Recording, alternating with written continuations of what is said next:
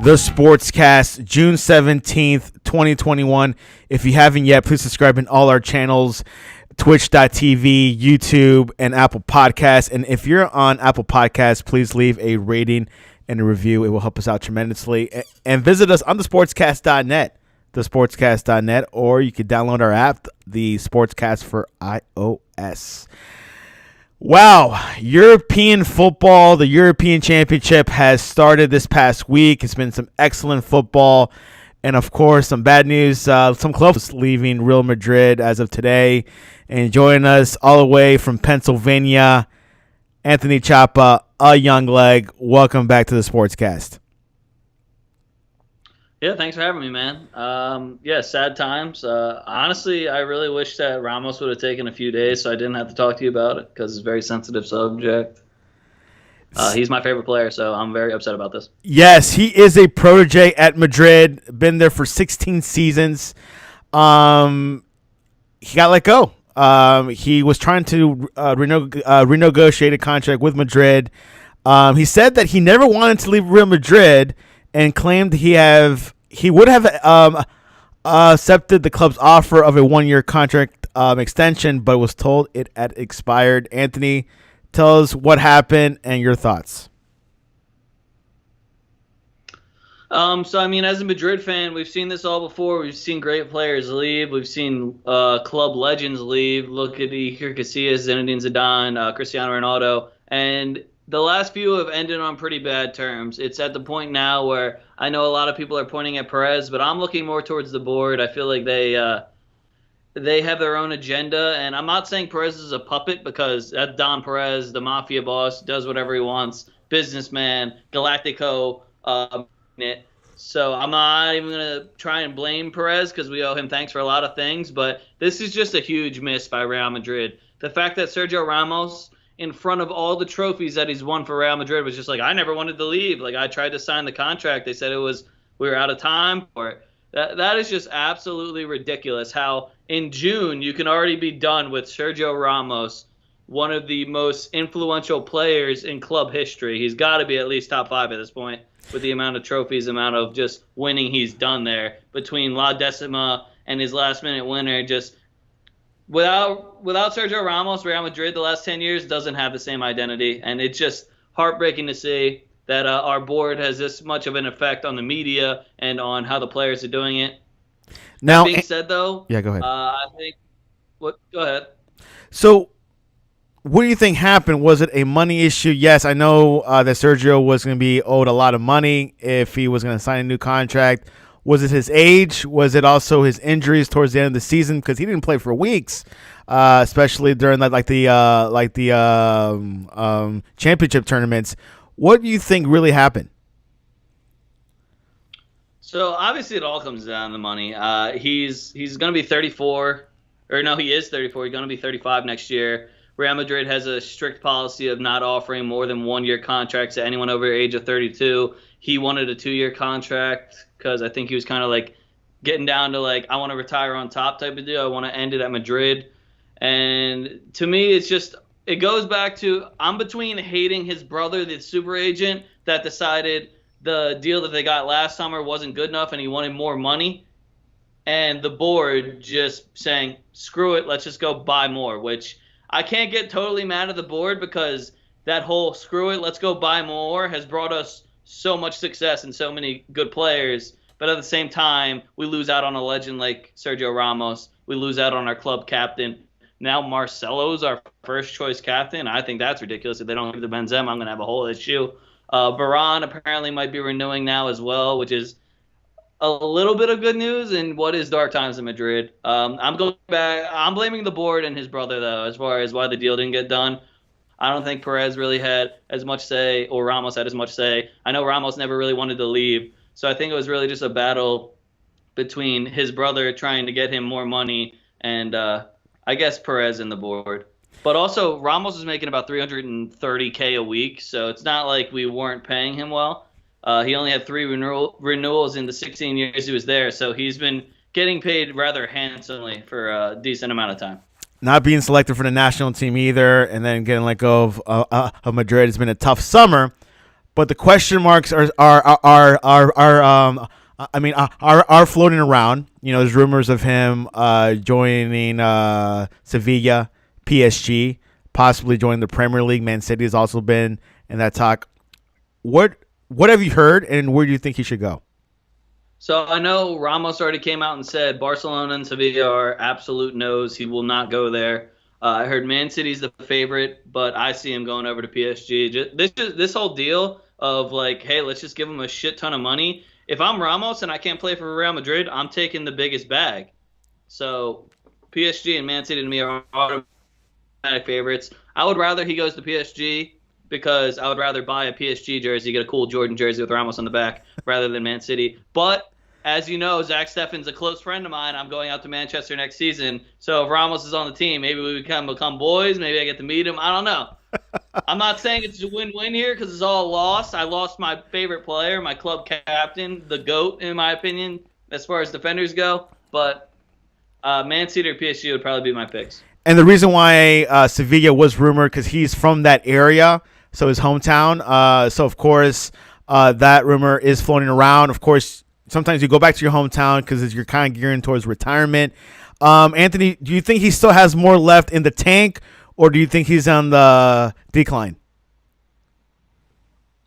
Oh, he's definitely got more. So me being the biased Sergio Ramos fan that I am, I was like, I would just give him a 5-year deal. What could it possibly hurt? When he's healthy, he's still one of the best center backs in the world. Granted, we didn't get to see that much this year because he wasn't healthy. But the year before that, he was our second leading goal scorer. He did everything. He led the best defense in Europe. He got Courtois the Golden Glove over Oblak, which is at this point unheard of for Jan Oblak. Dude has just been leading the league in clean sheets for the past decade, it feels like. So to me, Sergio Ramos is still right up there. If you don't have him in number one, he's at least top 5 center backs right now still. So I think it's a huge miss for us. But again, Real Madrid, always looking forward, always is going to be a business at the end of the day. And this is out of them because there's a reason they won Club of the Century. There's a reason that they're always successful. They're always seen at the top. They're the pinnacle of European football. So you can't get mad at them, but at the same time, when stuff like this happens, it just sucks. And it's just kind of like you don't see the light. Like, it's always darkest before the dawn. We're going to see some new signings come in. We're going to see the Galacticos shining in those white kits again. Ramos himself even said, this isn't goodbye because I'll definitely be back. And he said he would sign with Real Madrid for any amount at any time. So I don't know. Yeah, he said that statement. I'm not sure. Here in the States, you see players signing for a day and they retire for that team. Have you seen that in soccer as well, where they just signed up for a day and then they just retired for that club? Not really. I mean, they're not like signing them. They'll have them come in and like they'll walk around in the kit, like wave to the fans and like the farewell. But I've never seen anyone actually sign them. It's more like, yo, here's the jersey. Remember you used to wear this? We're not going to pay you to do this, but hey, thanks for filling the stadium again. We appreciate you. That's how I see, at least Madrid would probably do it. So Anthony's saying that Ramos is not ready for the MLS yet. So he's still going to stick in Europe for a few more years. I said that plurally because I actually do believe he has a lot left in the tank. Definitely one of the best CBs in Europe or in the world. So definitely see more. I love to see him in Man City, to be honest, as well. See him that light blue jersey. But, you know, obviously money talks. We'll see what happens. So Madrid right now with a center back minus a CB, are they going to sign a new center back or they're going to work with what they have right now? Well, we did just get David Alba. Oh, my bad. There you go. The other one that we're rumored to be getting is Jules Koundé. He's a Sevilla boy, and I mean the buying center backs from Sevilla has worked out very well for us. We just had Sergio Ramos for 16 years, so I'm a big fan of that one as well. Other than that, they're talking about Vallejo coming back from loan and like possibly keeping him, or they would sell him and kind of put that towards whoever we're going to be replacing him with. I know Militao and Nacho are both cemented to stay and kind of like fight for the spot. And after the season I saw of Nacho and Militao, I'm excited about it. You add David Alba to the mix, and just you look at those 4 center back options, and they're all looking pretty solid. I don't think that they're going to go out of their way to buy another one. I think Jules Koundé is young enough where like we can mold him into something. He's French, so there's that connection with Raphael Varane on top of David Alba being able to play like 8 different positions. So the best. I don't know. Any other signing, it's going to be Kylian Mbappe. There's no other option signing wise besides Kylian Mbappe. Yeah, So which is a very strong rumor. It could happen. I could definitely see Madrid pulling this off this summer. So we'll see how things coming up in the next couple of weeks. Before we move on from Real Madrid, I do have to ask you, Carlo Ancelotti got signed a few weeks ago. What were your thoughts? Are you happy with the signing, or you think they could have could have gone with someone better? Oh, I love Mr. Ancelotti. You gotta love the Mister. I mean, he brought us La Decima, and I think the funniest part about Ancelotti's appointment is when they asked Perez, because Perez just like praised him, like, "Yeah, we're so happy to have him back." And they're like, "Why'd you fire him in the first place?" And he just goes, "I don't know." And that's just the most Don Perez reply I've ever heard, where it's just like, "'Cause I could." I don't know. Zidane was he fired him to go pick up Rafa Benitez, which was absolutely insane to me at the time, but Which could luckily coach Zidane Everton. took over, won his. Yeah. So I don't know. I love Ancelotti. I know he has a lot of love for Madrid. Even if you just look at him in his house, like there's photos of La Decima and like just him and Ronaldo and Ramos and Bale holding the trophies and stuff. Luka Modric and Toni Kroos there. He has a good relationship with a lot of guys in our locker room, and he still plays beautiful attacking football, which is what we want to see. I'm literally just praying, give us Mbappe, and like we'll win you the Champions League. Give us Mbappe, we'll win the Champions League. Ancelotti knows what he's doing. Should have solved it going with the old guard. There was also rumors about Jose Mourinho. They were interested, but he took that Roma job really quick. Thank God. Thank God. I mean, the people, and there was Madrid fans that were pushing for it, and I was like, am I going crazy? It was kind of like when Dwight Schrute for The Office was the interim manager, and then everyone was like, maybe Dwight can just be manager again. I was just like, am I going crazy? Did we forget what this dude did to our locker room? This guy won us one Copa del Rey and a league title in like 3 years and did nothing else besides ruin our team. And then Ancelotti came in and won the Champions League literally the next year. So, just saying. Love The Office. Hyperboles here. Definitely like one of the greatest shows of all time, just like Madrid, one of the best clubs in the world in history. Let's go into the Euros. It began this past week. A couple teams that I like so far, Anthony, is Italy, France. You can say Belgium, but I don't think they have the clutch for it. Overall, before we go into the groups, what are your thoughts so far? It's been awesome. I thought, you know me, I'm a big gambler. At one point, it was just like all the favorites were just losing or not covering the spreads. And I called out Italy on the first game. I stand by. They won 3-0. It did take you 70. All I said was they're the favorite. This isn't going to be easy. So Italy has been very impressive so far. The likes of Locatelli, the likes of Immobile finally showing up for the national team. It seems like things are coming together for them. France is a fucking wagon. Like, there's nothing else to say about France. They're just an absolute monster. I don't even think they played their best football. They didn't even look good against Germany, and they still took care of business. I mean, the offsides call kind of ruined it a little bit for me. But the Dutch, I'm torn between, like, the teams like France, the teams like England, the teams like the Dutch, where, like, it looks like they don't really have it the same.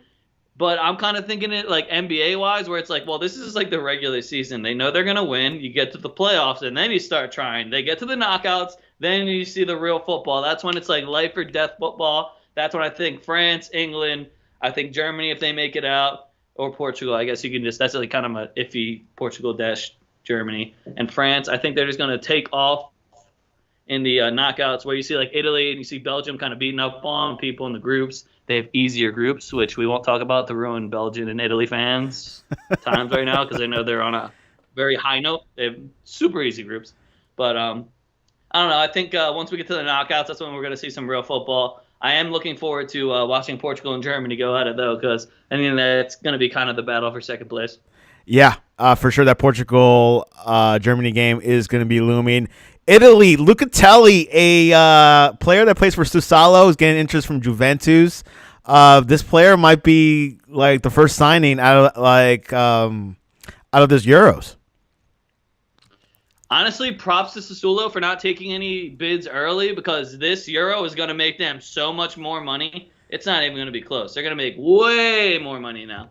After the 2-goal performance, they were like comparing him. They were like, you realize he has more Euro goals than Del Piero already, right? And I was like, holy shit, really? Wow. Like, just they were throwing out some names where you're like, wow, okay, this guy's gonna be worth some money soon. So props to Sassuolo for being patient. That's my like low key Italian team that they have a lot of like young guys that I have been kind of scouting. They're all fucking leaving now, which is why I can't commit to liking the team. Because like it's kind of like if you're an Oakland Athletics fan and you're like, wow, I really like this guy, and then halfway through the season he's gone. So Yeah, but which I am honestly just giving Sassuolo complete props. which I think Spain's biggest rivalry is Italy. How deep can this Italian team go? I mean, it feels like they can go to the final. Yeah, I think if they don't make it to at least the semifinal, I'll be a little bit surprised. It all just depends mostly on the draw, because I think that a lot of people are forgetting that there's a couple third place spots as well. So we're still Four. going to see some of these little dark horses get through. We're looking at like Wales, that seem like one of those teams that when you get to a national team, like a real competition, they can turn it on, even though their roster might not be as glimmering as some others. If Portugal or Germany can get that third place spot, because I think that third place spot, Portugal won the whole thing last time when they were in third, and they only had like 4 points after the group stages. So that third place spot's going to be huge. Italy, France, and I want to say England, but they look terrible against Croatia. But it is Croatia, though. It's a good team. At least semifinal, at least. Yeah. Wales, Gareth Bale. Oh, yeah, I know, but Yeah. at the same time, Harry Kane was terrible. Like, that's your main dude. He was awful. I've literally never seen him play that bad. He couldn't complete any passes, couldn't get any shots on net. They had to have Sterling score an ugly one just to get it. And no offense to Croatia, but that back line, I mean, not only do they have like a half aging back line, but like they're just not very good. So I was expecting England to kind of run rampant on them and Croatia to control the midfield, and neither of those things happened, and it just got really ugly until my man Calvin Phillips played a dime into Sterling. So Yeah, and keep in mind, Croatia is an older team with this tournament. They went to the final in the World Cup 3 years ago. It's been 3. So they do have substance. You can say they might be that third place team, probably go as number 2 in that group. But we'll see if your man Modric can carry it along. Wales, Gareth Bale having a great tournament so far. Good assist. Potentially going back to Madrid. What were your thoughts over Bale's performance so far? I thought he looked great, and I had Wales to win and Bale to score. So when he blew that penalty to the 19th row, I'm not going to lie to you, I started talking a lot of crap on Bale, but he had an excellent game. It was really weird to see him just as a provider, though. He was just dishing in those chip balls, and my man found Ramsey on like 3 breakaways that were just absolute dimes. Put him on a platter. Ramsey, if he had any finishing ability at all, I know he did score one, but if he had any finishing ability at all, Wales would have ran through Turkey. It wouldn't have even been close. It would have been like 4 or 5-0. What do you think is going to happen between Wales and Italy? Italy's going to win.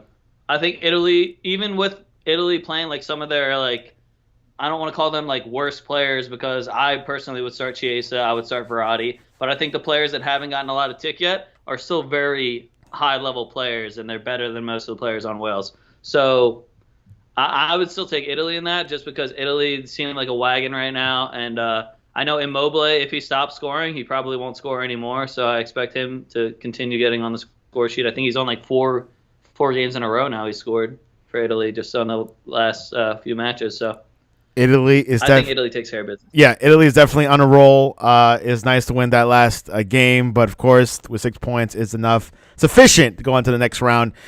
Group B, Belgium beat Denmark 2-1. They had a short remembrance for Christian Eriksen, who suffered a cardiac arrest this past week.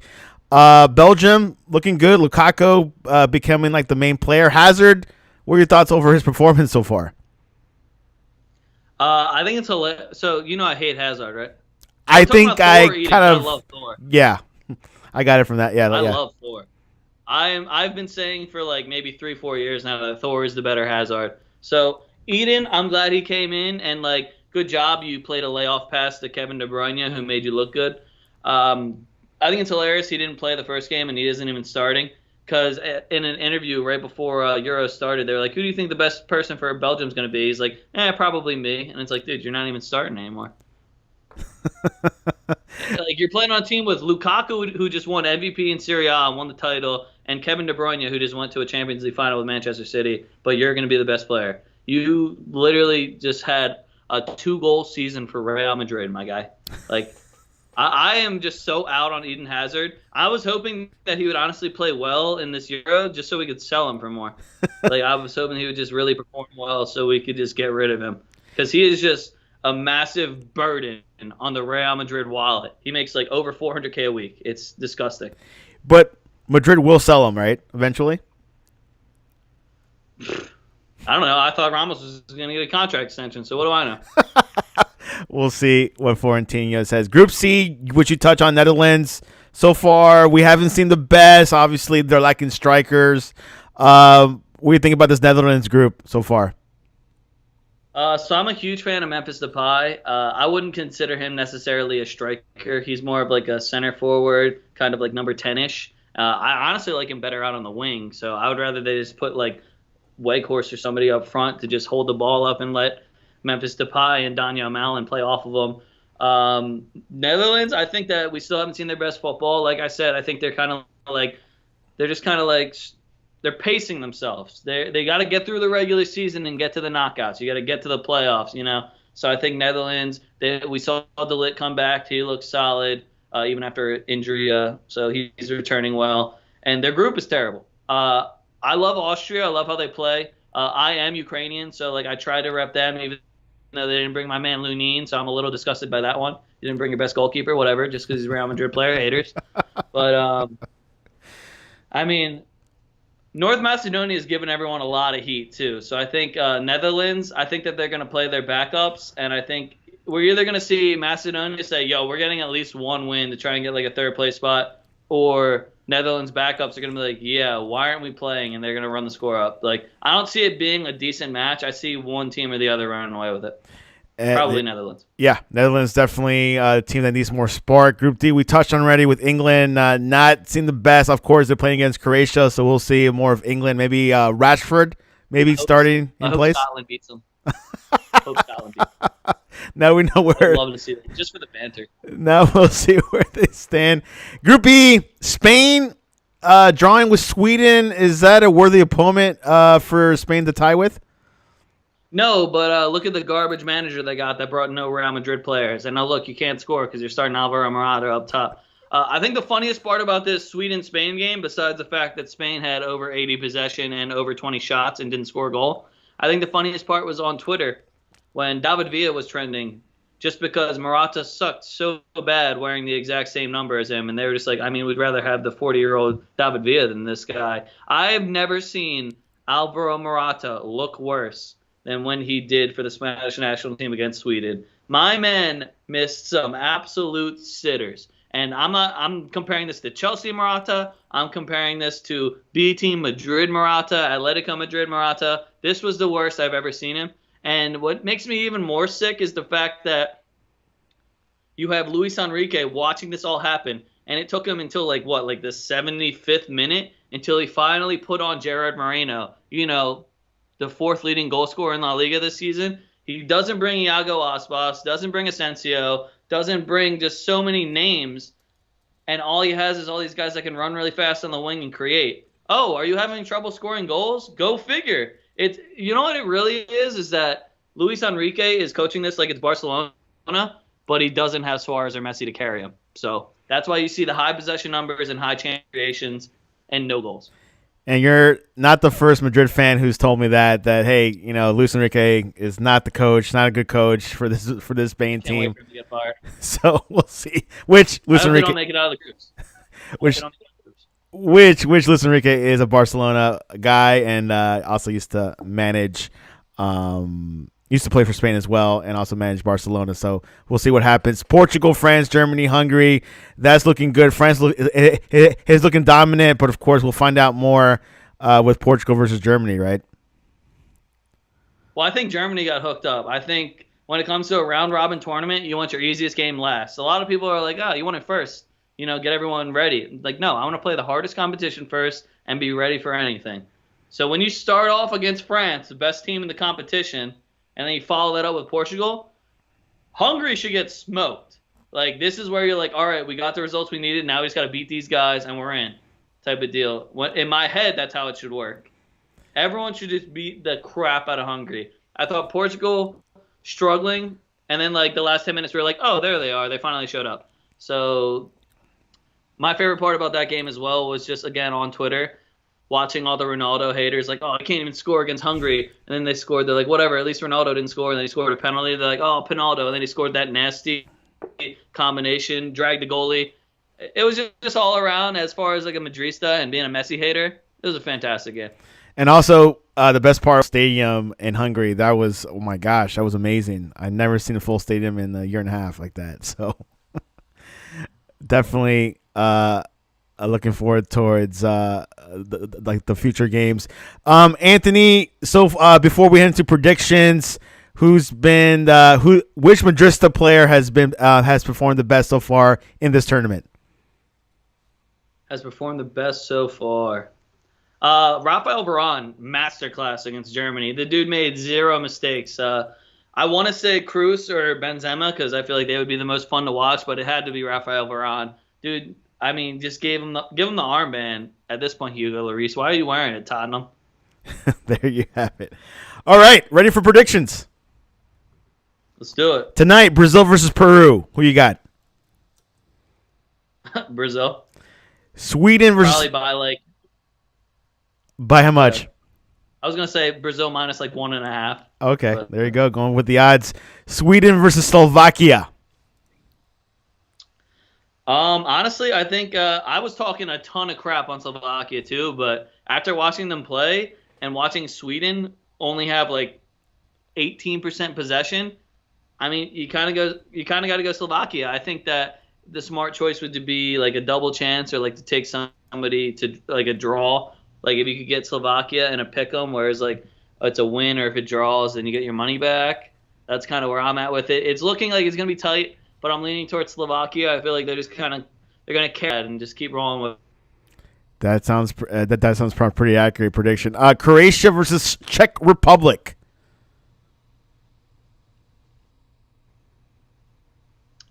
Screw the Czech Republic. Let's go, Luka Modric. Croatia, take care of business. Croatia with their first win of the tournament. Tomorrow, Copa America Classic, Argentina versus Uruguay. So Uruguay is my dark horse. I mean, granted, I think Brazil's going to win the whole thing, but I love Uruguay. I love Bentancur, Torreira, Fede Valverde, and then you got Suarez, Cavani up front. You got Jimenez in the back. I love their team. I wish they had a better goalkeeper. No offense to their goalie. I haven't watched a ton of film on him, so I could be completely wrong here, but that's just me saying, like, I wish I had a goalie that I knew could play with his feet and was just like a monster in the box type of deal, so that they didn't have to worry about that much defensively. Because outside of Jimenez, like, the only other defender I can name is Godin, who I don't even know if he's retired or not, so I won't mention him. But I love Uruguay. I'm hoping Argentina didn't look good either. They tied Chile. Messi's gonna Messi, but I would take Uruguay in the spread because you know that Argentina is gonna be favored. So if you can get Uruguay, even like +0.5, +1, those are great result for me. Yeah, a lot of Argentinian fans are telling me this is not the best squad, but I can see them limp into the final. But you know, obviously things are kind of open. And yes, Diego Godin plays for Cagliari in Italy. Oh, the really racist team. Good. There you go. And finally, Saturday. I will never. Yeah, go ahead. I will never let Cagliari get away with that. That was some despicable stuff they did. So. Yeah, a lot of crazy things happen in the Italian leagues. Saturday, Portugal versus Germany. I'm so torn on this game. This is I need to see the lineup game. This is like. Detail. Because to me, Portugal, they didn't look good until they took out Diogo Jota and took out Bruno Fernandes, and then everything really started clicking. Or Bernardo Silva, I mean. And everything really just started clicking then in the last 10 minutes. So depending what the lineup is, like I'm kind of leaning towards Germany right now. Germany, though, I don't know what they're going to do with their front either because Kai Havertz was a ghost. And what their other options, Timo Werner. After this season, I don't know if you really want to see him up there. Leroy Sané came on and didn't really do anything, which you hate to see. I'm a big Leroy Sané fan as well, so I'm torn on that one. I'm leaning towards Germany, though. But if you give me a Portuguese lineup that I like, I'll probably switch over to Portugal. Yeah, this German team, I mean, on paper looks like it start heavy, but then yet again, they're not gelling, I guess, as like the previous German teams. Yeah. I don't know. I'm excited to see what Hansi Flick's going to do with that team after this. As soon as they put the camera on low, also, I immediately see 3 fingers up in his nose. I'm just like, dude, come on. He did it. I know. He did it again. So many times. Unbelievable. Well, I guess that's just the stuff you are just used to doing it. As Joachim Low, his last dance with Germany, so we'll see if he comes out with a win, but I don't see that happening. But we'll see what happens with this. I wouldn't be mad if he choked his last chance. Exactly. Poll question of the day on Twitter: which sport has the best mascots? Baseball, football, basketball, or hockey? I feel like I want to go football. They have the cheerleaders and everything, too, around them. I feel like they have like a supporting cast around their mascots. So I'm going to go football. Football's tied with baseball and hockey, and basketball got 0%. Yikes. I didn't even know hockey had mascots. Some of them do. Some of them do. It's not as visible as the other ones, but anyways. Vote on our twitter.com/thesportscast1. And Anthony Shopa, what is the best way to reach you for people to talk to you about Madrid's hopeful chances for next season? You guys can follow me on Twitter at @ayoungleg. That's @ayoungleg. If you see a pineapple in a YL, that's me. Other than that, check me out on Twitch, twitch.tv/youngleg. I'm going to be playing in the Barstool Game Time tournament here in about 30 minutes. So if you're listening to this tomorrow, I already won. It's over. By the way, Memphis Supply to Barcelona. What are your thoughts? Is that a good pick for Barcelona? I think it's a great pick for Barcelona. He's free. His manager's already Dutch. So you know that whole Dutch-Barcelona connection because of Cruyff. I hate that he's going. I'm a big fan of Memphis Depay, and if he goes to Barcelona, I'm going to have to hate him. So that sucks. And will Ronaldo? I love Depay, though. And will Ronaldo stay at Juventus? I have no idea. Absolutely no idea. Being a Madrid fan, you hear about Ronaldo leaving the team every single transfer window. So you can never tell what's real and what's not. Right now, he's focusing on playing with the Portuguese national team, and I'm sure a transfer is the last thing on his mind because he is Cristiano Ronaldo, and he can pretty much go wherever he wants. That being said, I hope he goes to PSG just because I want him to keep dominating different leagues. So I would love for him to win another league title. And you know what's even better? We'll send Zidane over there, Ramos there, and Ronaldo, and I bet you they end up winning the Champions League. Very strong possibility. Anyways, a lot of soccer going on this weekend. Copa America and the Euros, and, of course, Gold Cup coming soon. So soccer never stops. And, of course, we got the NBA playoffs this weekend. Anthony Shopa, I appreciate you coming on to the Sportscast. Yeah, no problem, man. Thanks for having me.